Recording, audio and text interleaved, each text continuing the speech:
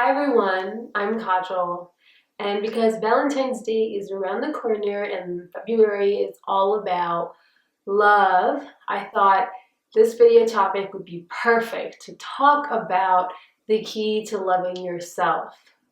And if you've been following along with my videos and my blog posts, you know that a big proponent of what I teach and what I share is self-love because it has dramatically changed my life and it has dramatically helped heal my relationship with myself. And as I was thinking about what the key is to loving ourselves, this word or this it's a word came to my mind, which is acceptance. The key to loving myself is acceptance.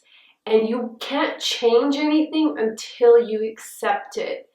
And when you accept something, it's a state of empowerment and you're choosing to make peace with it. So I want to share with you 3 ways you can practice acceptance or cultivate acceptance and in turn increase the level of love you have for yourself. Number 1 is forgive yourself. I have done a whole entire video on this titled, How Do I Forgive Myself? Click somewhere right here and you can go watch that. But forgiving ourselves is so essential if we want to access the love that we desire, that we want to give to ourselves. So if there's something you're beating yourself up for, something you didn't do, something you did do, a regret, a choice, a decision, it's time to let it go. It's time to forgive yourself. You're no longer fighting with yourself.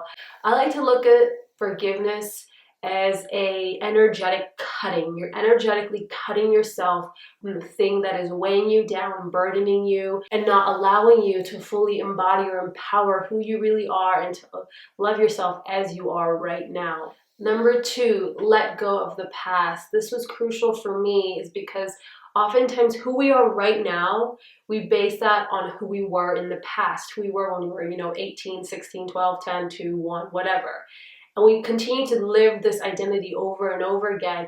And then we tell ourselves stories like, I can't do something, I can't have something, I can't be something, I can never achieve something. It's all based on this past that we're holding on to where, we might have failed at something, or someone might have been really mean or negative to us, or that we didn't really, achieve what we desired, and we hold on to this story. We tell ourselves the story over and over again on repeat. So letting go of the past allows us to accept who we are right now. So you're no longer fighting with what is, you're choosing to accept who you are right now, and who you are right now is the access point where all the self-love you want or desire to give yourself is. And this leeways into number 3, which is make peace with who you are right now. When we can be at peace with who we are right now, there is no fighting, there is no condemning, there is no hurting, there is no self-sabotage, there is nothing anymore prolonging something that we don't desire, and we're no longer choosing to hate ourselves, but empower ourselves and love ourselves. So this all ties in together, helping us cultivate more self-love through acceptance. Acceptance through forgiving ourselves, letting go of the past, and making peace with who we are right now. And the step after acceptance is to empower yourself to tell a new story. And that means, okay, I've told a story to myself, I can't do this, or I'm stupid, I'm unworthy, I'm undeserving, I'm unlovable. An empowering story. Tell yourself an empowering story that feels good.